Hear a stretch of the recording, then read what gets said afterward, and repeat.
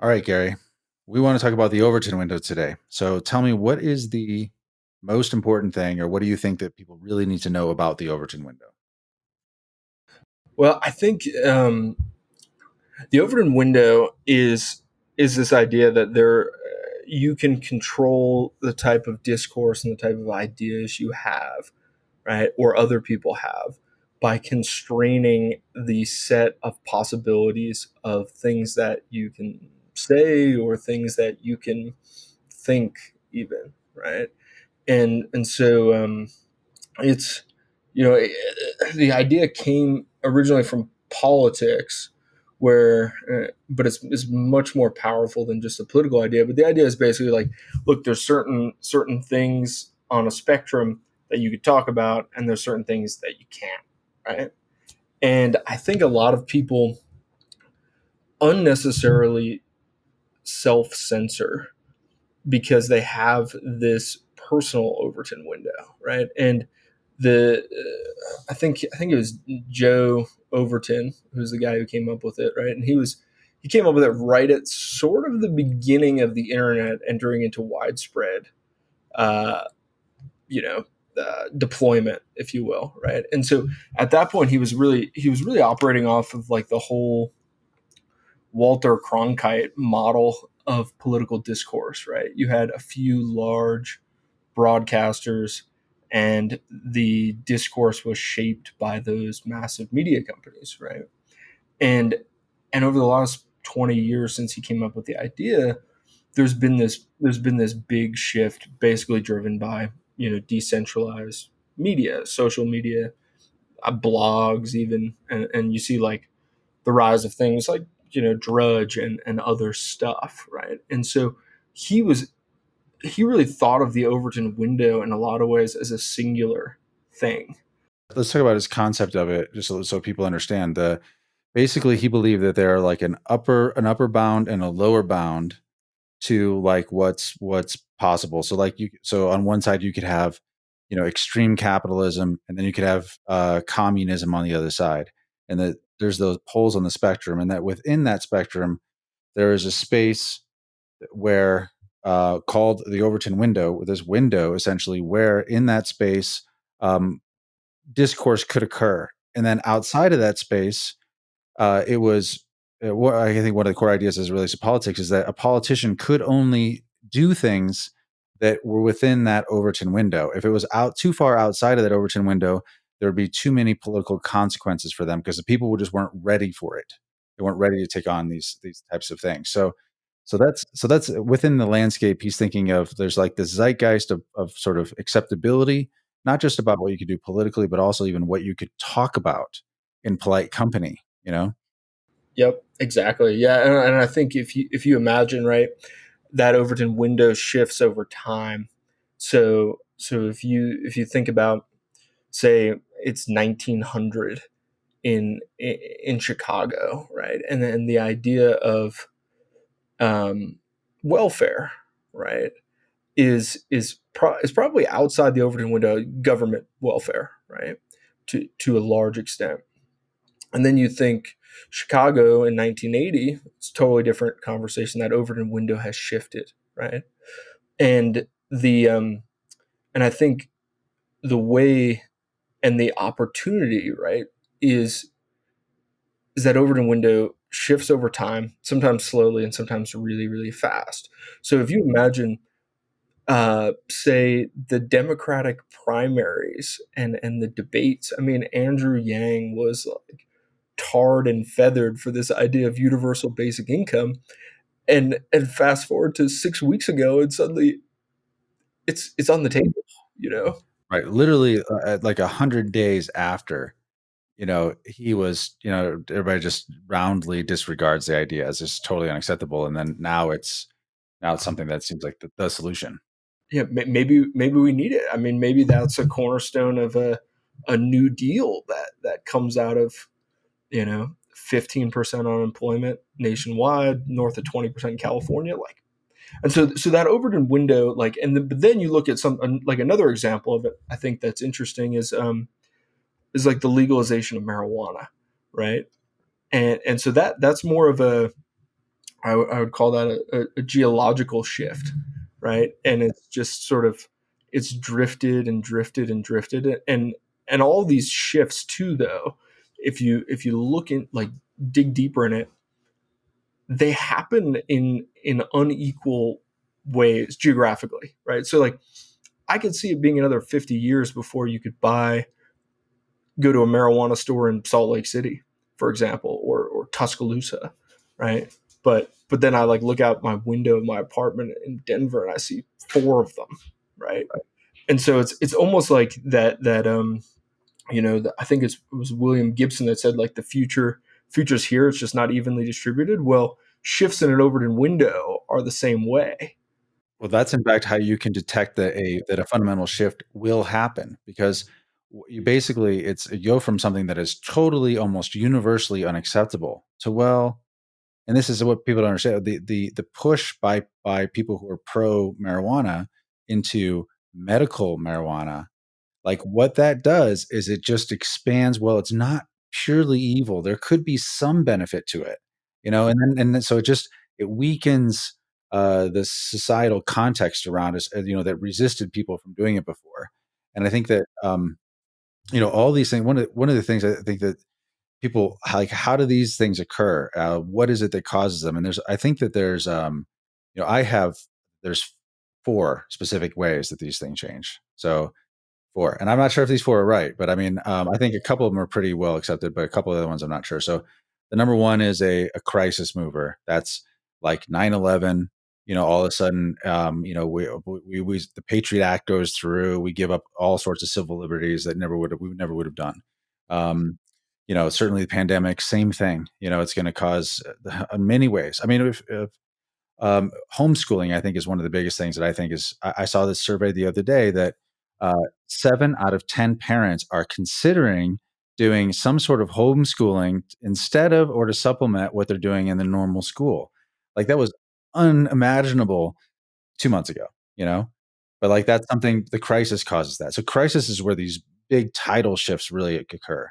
Then there's the thing you said, the more geological movements, and I think those it's like gradual persuasion, and this is where Overton, I believe he worked for some sort of a think tank, if I remember right. And so this is exactly what think tanks do: is they basically they'll take a position along this ideological spectrum, again from communism to pure capitalism, and they'll kind of eke out something that's outside of the Overton window, and they'll start producing research papers on it.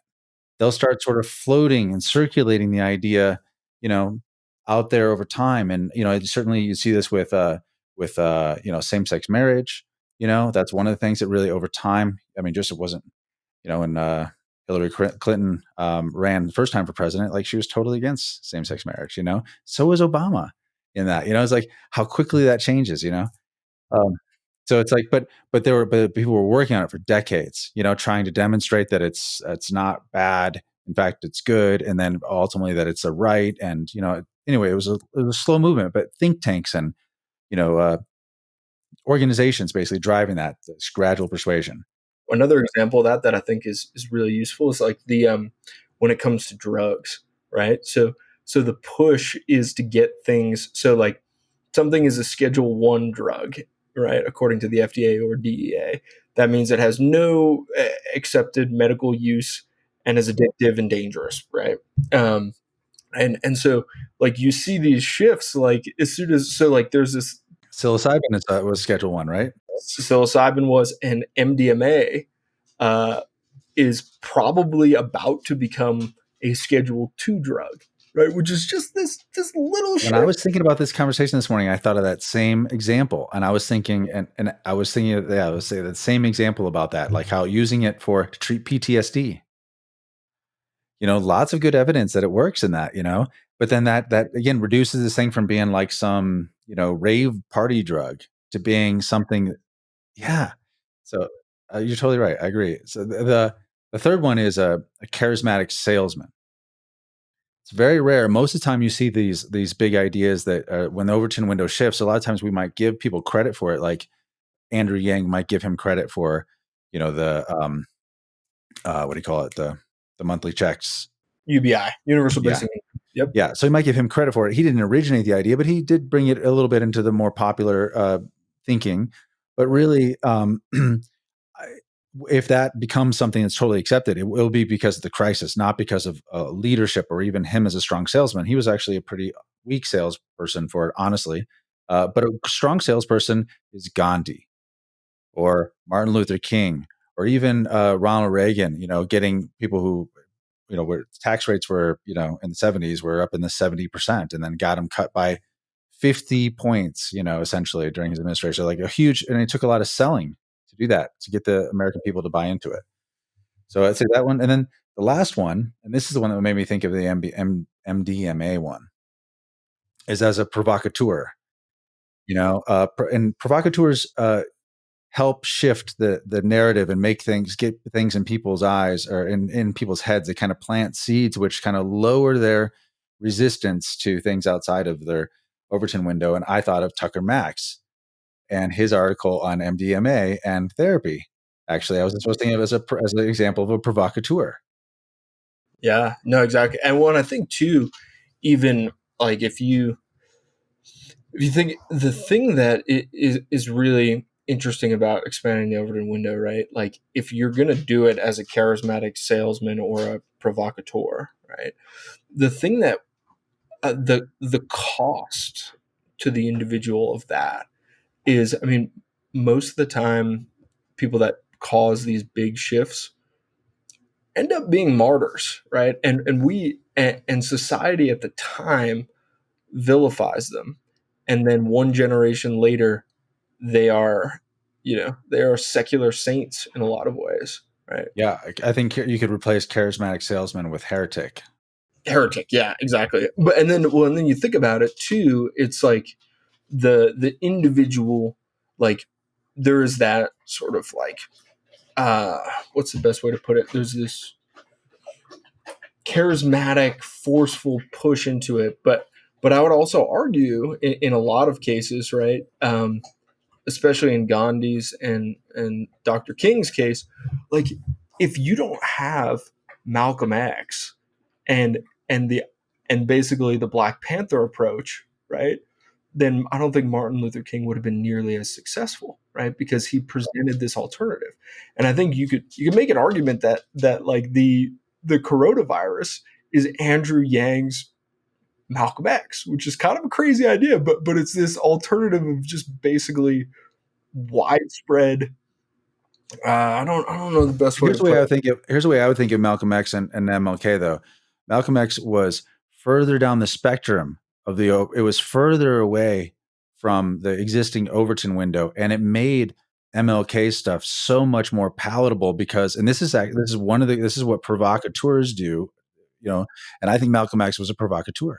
Because Yes. what a provocateur does is basically they they come out of total left field, and you're like, I mean, you could say like, you know, Ocasio-Cortez, like AOC, her Green New Deal thing. It's like, what are you like? This is ridiculous. Are you kidding me? But what it does is like, well, now it's on the table, and now if you come to half of that, like you feel like you're being reasonable because now that because you've expanded the Overton window, you planted a seed about what's possible in a way that people never imagined before. Yeah. Well, and the thing is too, and I think what AOC did really well, and we'll see if any of her ideas survive the political process in the Democratic Party, especially Nancy Pelosi. But the is to name something is is great power, right? Because until you call it something that is memorable and catchy, right? And like people can't even discourse can't happen around it until then, right? And so like if you imagine, right, it's almost just like I don't know, it's a political and social idea equivalent of like Archimedes' lever, right? The name is the place for you to stand, and then you can move lots and lots of things, right? And you pivot off that, and like it's the lever, right? And so once like and this is sort of the origin of this conversation was I was listening to the Turkey Problem podcast, and you were talking about this idea that leaders and people, and I would argue citizens in the ancient Greek sense of the word, right, have this obligation to to say things, right, and even if nobody believes you, or if you're not persuasive, right, you've started this conversation and allowed people to take it further and further and further, right, and so the and then this is where I think the kind of the shift gets really interesting, and we could expand this Overton window discussion outside of politics. It's way more interesting outside of politics. Yeah, agreed. And so it's just like, if you imagine that, like, um, you as a person, if you know something or have an idea that you believe in, that you think is powerful and effective, that can make people's lives better, whatever it is, right? You don't have a she agrees too. You don't have a it's not like it's not something that you can just, my God, it'd be nice for you to say it. It's almost like you have an obligation to say it, right? Because if you don't, then you're basically not giving people the opportunity to engage with that idea, to remix it, to play around with it, to see where that ends up going. And But let's talk real quick about why that's difficult for people to do first, though, because as it seems like, well, if you think something is good, and it could help people, and then why wouldn't you always say it? Why would it be a struggle that you'd have to fight against yourself or whatever to say it? And the reason is because as a this must be an evolutionary trait among humans, but essentially there's a certain amount of sort of agreed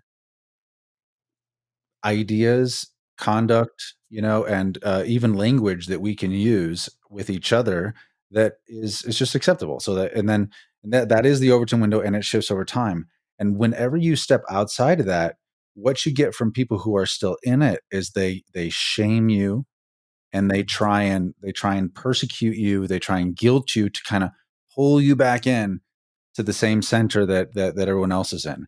And so this is why, to say things that are outside of the Overton window, you sound like an insane person or a heretic, or something along those lines. So it's like there's a real pressure from everyone around you that you stay within that space. And what I like to do is I like to, to sort of understand the way things work. I try and pay attention to the way I feel when I start to think about certain ideas or when I entertain certain things. And I can feel in myself a sense of, well, that seems a little wrong.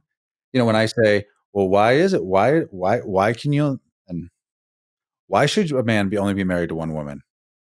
You know? And I go, that seems like I'm kind of like like it feels like that's crossing the line to me. And it is, it is in my Overton window, it is crossing the line. But like, and so I can feel that talking about that, really toying with that idea, really exploring that, if that makes more sense, like is, you know, like it feels wrong. I would expect other people to be mad at me for saying it, you know? And so it's like, so I know it's outside of the realm. And so if you pay attention to these own thoughts that you might have, and those thoughts might be, maybe you don't need to go to college and it just disappoints your parents, and you could feel like, I have to go to college. My parents say you have to go to college, and to choose to not, like, it's almost like you can't go there. You can only accept the possibility of this path. yeah, well, and it's like there's it's I think we have technology, right, that allows us. I mean, like, today, SpaceX is launching a rocket, right, which Yeah, I is hope it crazy. goes well. Me too. God. Um, but at the same time, I mean, we are apes. We are tribal primates, right? And like, not that far, in terms of geologic time, right? We if you were like, hey, these berries are actually quite good, they're not poisonous like the tribal chieftain says, like, there's a 50-50 shot you're getting cast out of that tribe, and you're going to wander for a while, and then you're not going to make it. And so, like, we take that sort of the lizard brain approach to it, and there's great fear in going against people because you might be cast out. And the thing is, you can be, I mean, as everybody listening to this, like, it's not so bad to be alone for a while. Maybe it is, right? But the thing is, like, the civilization has provisioned us with such resources, but it has not provisioned us with like the ability to escape those constraints, right? Exactly. Like we want to, we do have a tendency for that, and it is, and we are people. We are brought back into compliance by shaming, and you see this. If you go back to the political thing for just a moment, you see it with is if you really want to control people, okay, control you want to control the discourse, and you see if you're you see great attempts by very smart people to attempt to control the discourse, to change the language, to only use certain words, to not allow to make the use of certain words, to be offensive, so that because again, by limiting that discourse, basically you're controlling the Overton window. And if you want to control a populace, it's really good if you can sort of narrow that band into your preferences, your set of preferences, versus the preferences of maybe your political rival. Yeah, I mean, I'm not sure I ever expected you to be like paraphrasing Chomsky in this, but I mean, Chomsky says, right, the smart way, and here's a quote, is like, the smart way to keep people passive and obedient is to strictly limit the spectrum of acceptable opinion, but allow very lively debate within that spectrum, and even encourage the more critical and dissident views. Gives people the sense that there's free thinking going on, while all the time the presuppositions of the system are being reinforced by the limits put on the range of the debate, right? And so, like, I mean, if you imagine like that idea, right? It's like um, Sun Tzu, right? It's like, if I could pick the battlefield, I don't need to do anything else, right? And so you have this attempt, and I think the shift over the last 20 years, which has been really quite interesting, is like media, um, for at least since the post-war era, but even earlier than that, right? What dominated distribution, right? So like, it was expensive to produce content, right? And it was expensive to distribute it. You had to have a fleet of trucks, you had to have printing presses, you had to have cable broadcast lights, like all that stuff, right? And as all of those distribution powers um, are no longer quasi monopolies, you see, and that made it easy for people to control the Overton window. And now, without those, right, you see this shift where um, shame and guilt and canceling people and ostracizing people, right, is the new tool to control or attempt to control a populace, and make that Overton window, like, you step out of the window, you're gonna get your head cut off, right? And it's a big shift, actually, because, like, you imagine the man in the gray flannel suit, he wasn't, it didn't matter if he had crazy ass ideas, because, like, he wasn't gonna get an op-ed. But now your modern day equivalent can, like, get on Twitter and start tweeting stuff, and nobody can control him from distribution, at least not yet. And and then, so what do you do if you want to control the discourse? Well, you have to use emotional tactics, right? Right. And I think I think it almost feels like a sort of panic, because the range, between any concept, any idea, the polls, you know, the observable values on the extreme ends of those polls, because of everyone having access to media, are so much higher. Like, there's so many there's so many more versions of Malcolm X, and people, and those kinds of views on every side of every issue, essentially, at this point. And so now, like, the Overton window could quickly shift in ways that are very difficult to imagine as a society. Like, you go very far, where all of a sudden, I mean, huge moves to, anti-capitalistic moves could occur, or you'd almost expect them to occur over the next couple of, years. And you could also see the entire economic order, social order being altered in the U.S. You go from being a very open world to very closed world. I mean, these huge shifts, you can see this happening all of a sudden. And it's because I think there's all these sample data points essentially all over the spectrum. And so the culture could shift quickly. And so out of panic, people are just try to shut people down. They just really go after them and try and get them to comply with a certain approved belief system. Yeah, well, yeah, and I think like it's interesting too, because I suspect that window is closing, not just because of the shame factor, but also like as Facebook and Twitter and other things, and like the web goes from being relatively open to, if you want anyone to hear you, you have to use these huge distribution platforms.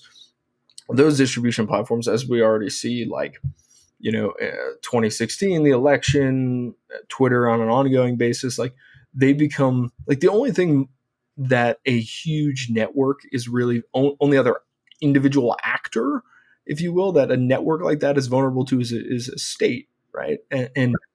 And so you have this thing where like when no one really took those things seriously, uh, a lot. I mean, you could have a million David Dukes, you could have a million whoever it is, right?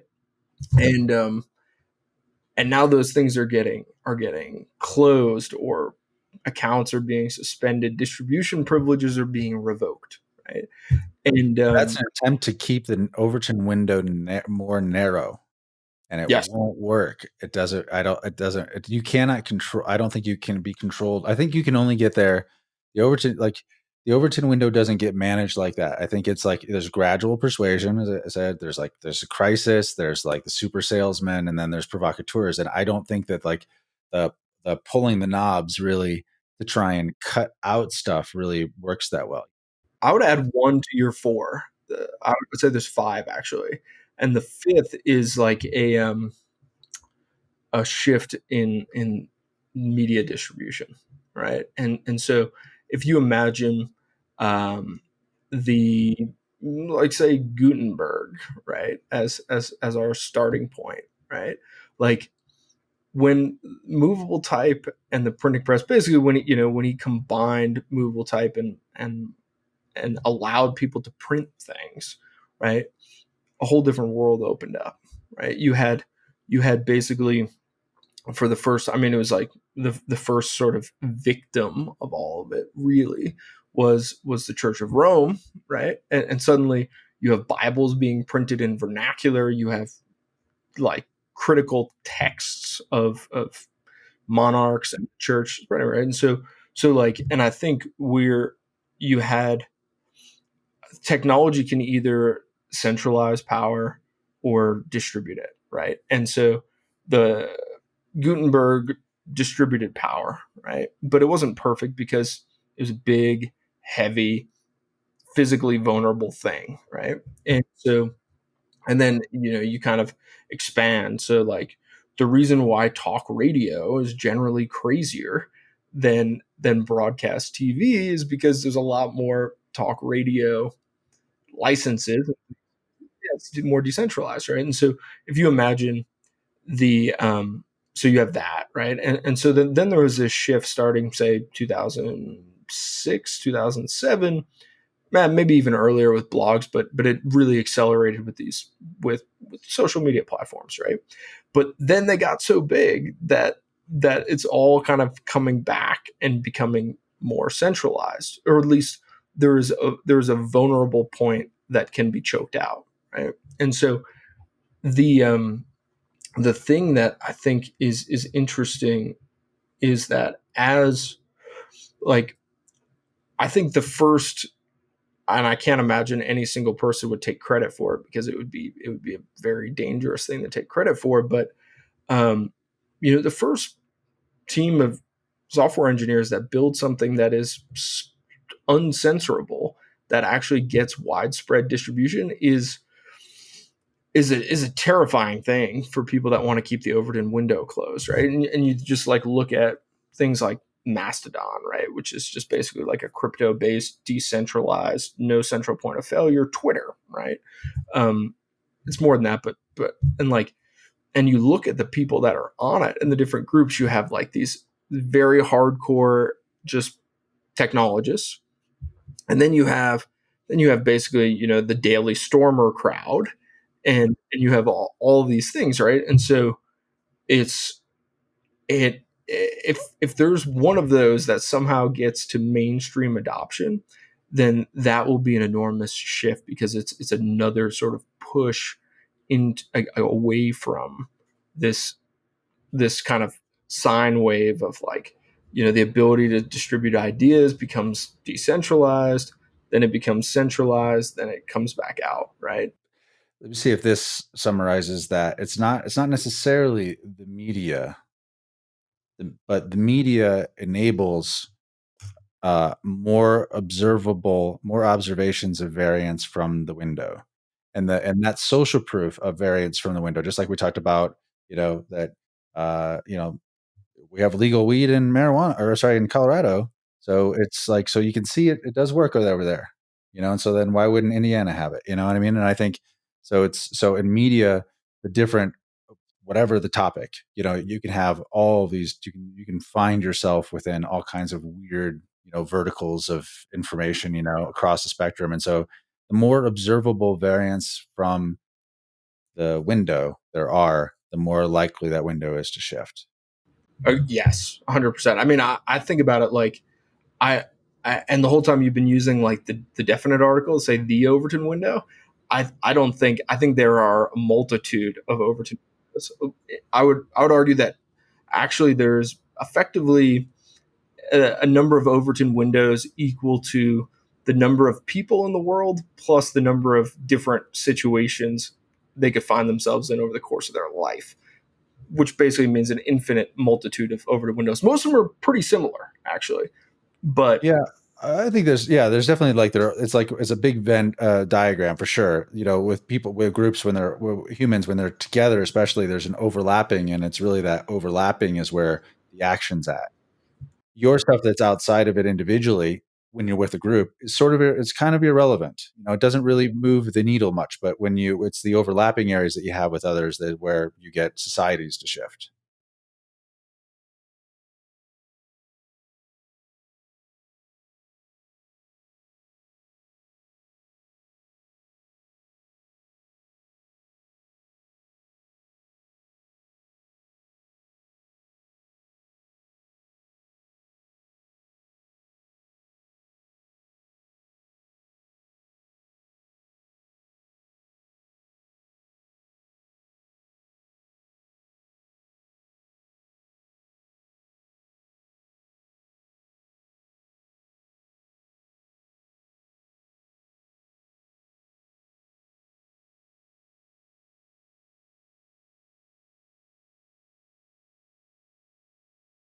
Yeah, but the way that societies work is that when in company of others, in polite company, you're going to avoid the topics of religion and politics. You're going to avoid these areas where you suspect it natural disagreement, in order to just to be where you worry it might go over the edge normally. Basically, you have to be aware of the Overton window. You have to be so that because you can be programmed in a way, whether knowingly or not, essentially by what's going on around you, and you also have the ability. And this phrase has been ruined now, but to red pill yourself essentially and be able to choose to get out of the matrix. The matrix essentially is an Overton window. If you've seen the movie, it's just an Overton window. It's a way you understand the way reality is, and then you find out, wait, there's a part of life that I didn't understand was here at all. And and I think we, as you were said in the very beginning, that we sort of self limit our possibilities because of our own our own Overton window we walk around with all day.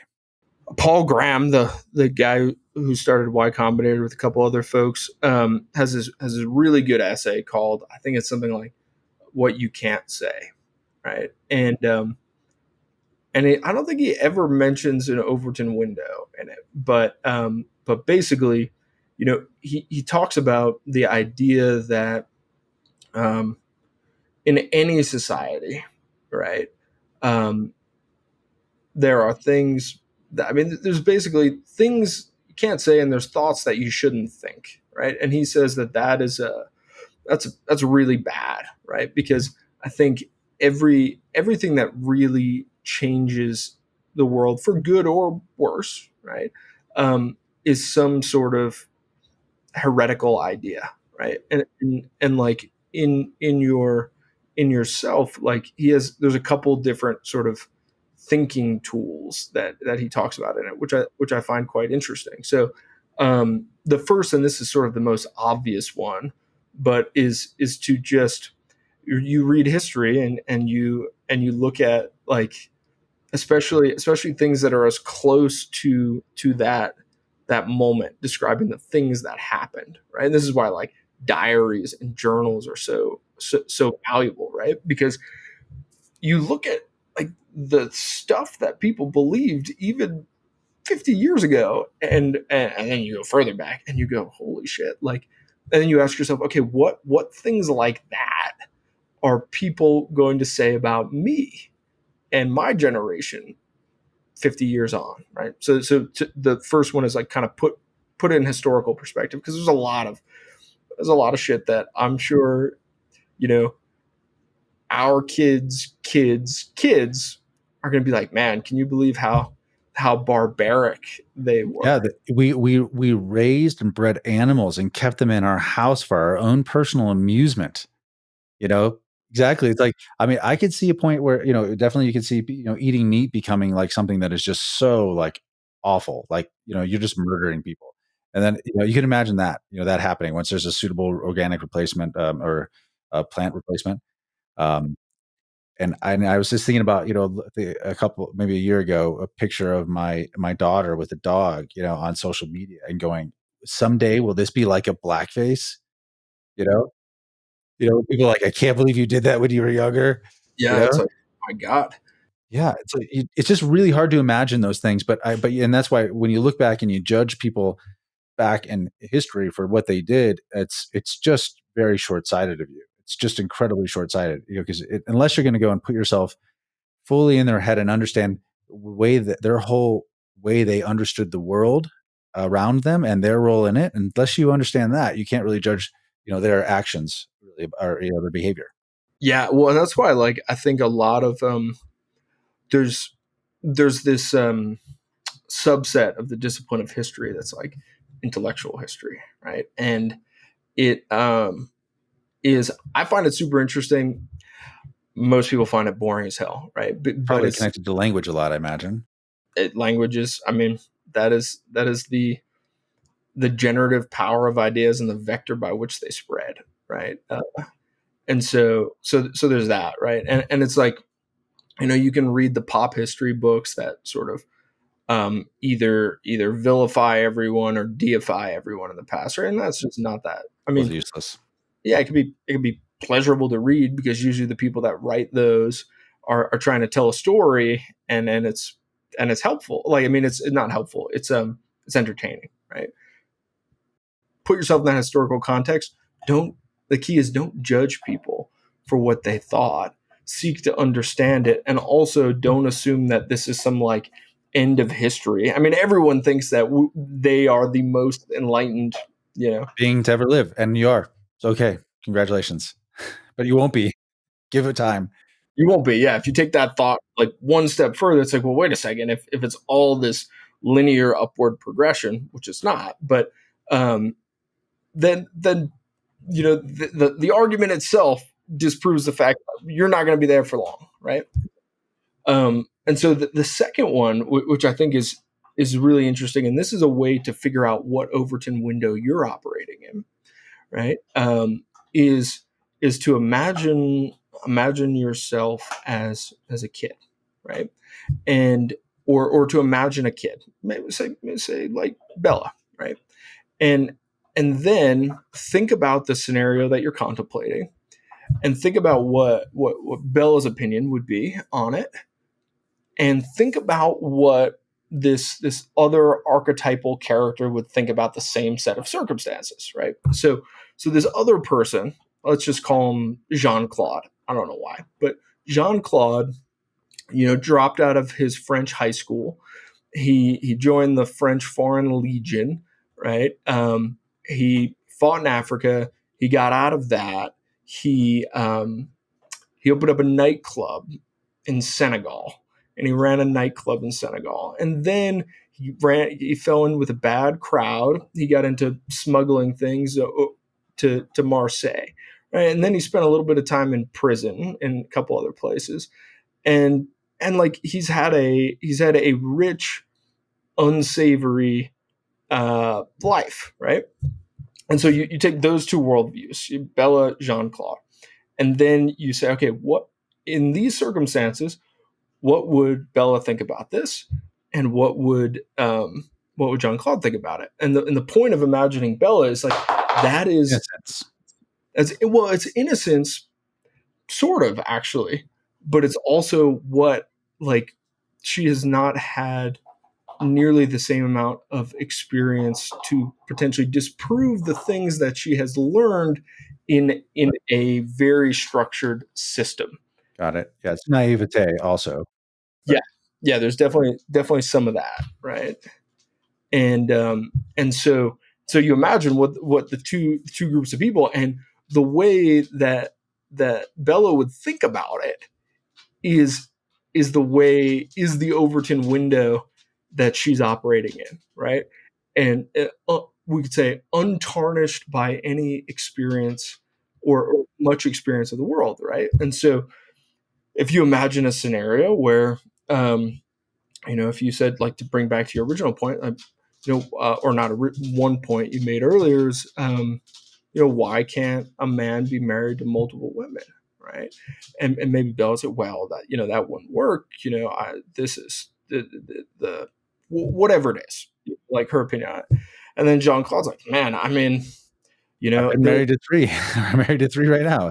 Yeah. I'm married to 3 right now. Or I've seen a warlord who had 9 wives, and they all seem quite happy. And or maybe he's and he knows, maybe he knows an art thief that has multiple families that don't know about each other, and he's like, it could kind of work, and so to figure out those are 2 mental strategies to break out of your own, right? I think that makes sense. I mean, for me, for me, what I have done, although I like that approach, using, putting yourself in the head of characters who you would presume a certain point of view on, because it helps then stretch your own. The way I've typically done is I just look for my intuition when something feels, then I know, like I knew when I said the multiple wives thing, I said it, I was trying to think of an example that would be like on the edge, but like not too far, because there are Mormons in America. People know that, and so it's like, but I knew that it's wrong. Like, okay. And so I think one of the things I believe is that you have to look for in those things that you think are wrong. And then as soon as you see them, like, you got to hold them up to the light and kind of inspect them from different angles and try and understand them deeper. And you can choose to go, not for me, but because the reflexive response is wrong, and so you put it away, what you're doing is you're automatically following some programming that maybe was created by you, but probably not, and is basically is severely controlling the way that you view your life, and I think that one of the a couple things about individuals, I guess that I had here, I wanted to make sure I talked about, is the goal is to always recognize what your own boundaries are and make sure that they're self-imposed rather than imposed by someone else. And I think it is really important to have boundaries, but they should be based upon, I have decided that this is what I like because of this reason, some personal philosophy of some kind, or some reasoned out in some way. So I think it's really important, and it's really important to constantly know where those boundaries are, because you're kind of feeling out the walls in the room, and then you're kind of making sure that they're still there. You go back later and maybe it's a doorway now, there might be something further you can push to, some better boundary that might be better for you. And I think that all the people that historically you admire, and all the people that really stand out as remarkable, are all people who push the limits on the Overton window. they're on the outside. Now, usually they're like 2 steps out. So like there can, there's a certain social tolerance you can have for them. They're not that far. They're not super extreme. That they're not. You don't have to be a charismatic leader. Like an MLK or someone like that in order to really. But I think that if you look at the people even the people that are remarkable that of in history are probably people who were standing outside of the societal Overton window, and they had to do that. They had to basically push the boundaries on their own because they're living in that society. They are naturally going to adopt it first, sort of reflexively, the societal, Overton windows and whatever, the multitude that exist of those. And they've just chosen a different path. They've realized that some of it doesn't work, that it doesn't make sense, and they push beyond it. Yeah, yeah. I mean, there's a Churchill quote. It's just like men occasionally stumble over the truth, but I mean most of them pick themselves up and hurry off as if nothing happened, right? And so like and so that's like getting back to your idea of like something doesn't seem right, or there's just slight sort of sensation in the back of your mind that, well, wait a second, like, and most people just run away from it instead of Right. It's like a hot stove, and it's just like, oh, I shouldn't have touched that. I didn't know, but it's not really a hot stove. It's just something that's unfamiliar. Yeah. Oh, was just two last things in terms of the way I think it's good advice for people to have, and within the context of knowing that what Overton windows are a little bit, hopefully from this. Um, the first thing is, don't be an agent of the Overton window. Don't be somebody who is enforcing it on others. Don't jump on the bandwagon. Realize that you are weak. You're weak if you're trying to basically pull, the crab back into the pot. You know what I mean? By doing that, and so don't. First and foremost, do not be an agent of the Overton window, shaming and guilting people who express ideas or engage in actions unless they're actually destructive to individuals, like legitimately destructive in not abstractly, but really destructive to individuals. You don't guilt and shame people. So don't be an agent of the Overton window. And then if you can manage that, then try to be an anti-agent. Like try to be an anti-agent of the Overton window and plant seeds of just other ideas out there, in yourself and in others, because it really does. And this is the thing that, back to the original point when we talk about the Tricky Problem podcast, was that, the obligation that I think you have in order to be able to, the obligation you have to speak the truth and to plant seeds in people's heads, because most of the time you're not actually going to change anyone, but by talking about things, you make change possible or easier for them. You make it easier for them to kind of accept reality once you're willing to say what it is, once you're willing to put ideas out there. So it's really important. It's risky, so don't be an agent. And if you can, strive to be an anti-agent. if you don't think you're operating in an Overton window, Yeah, you are the person that needs to hear you this are. most, because all of us are. And the first step is recognizing that. Exactly. You got to know where the boundary. You got to know the boundaries that you're operating in. You got to know them. Like, and I think is a great guide. Just pay attention to the way you feel. I know when I'm like here publicly talking about, you know, um, multiple wives. Like I know it's not good. I know people wouldn't like it. So I can sense that there's a problem with it. You know what I mean? And so there's a space there that's right about for me, and probably in polite discourse that there's a line. And so I think you have to, if you're not pushing around those lines a little bit and feeling them out, then you are definitely operating in some pre-programmed zone that is probably not of your making. Yeah, I mean, that's a great benefit that comedians and before them court jesters brought to things. They are a group of people that are given effectively social license to push and prod at these edges, and maybe, even if it's funny, maybe think about it a little bit further, and maybe there's a grain of truth in the laughter. There usually is. All right. Well, thank you, Gary. Thanks for talking about the Overton window with me. And we'll be doing some more of these focused topics where Gary and I try to keep ourselves limited to a single topic, point of discussion, which we very rarely are able to do when we're talking in person, but we'll do that for these. Yeah, it's fun. Right. Cool. Thanks, man. Bye.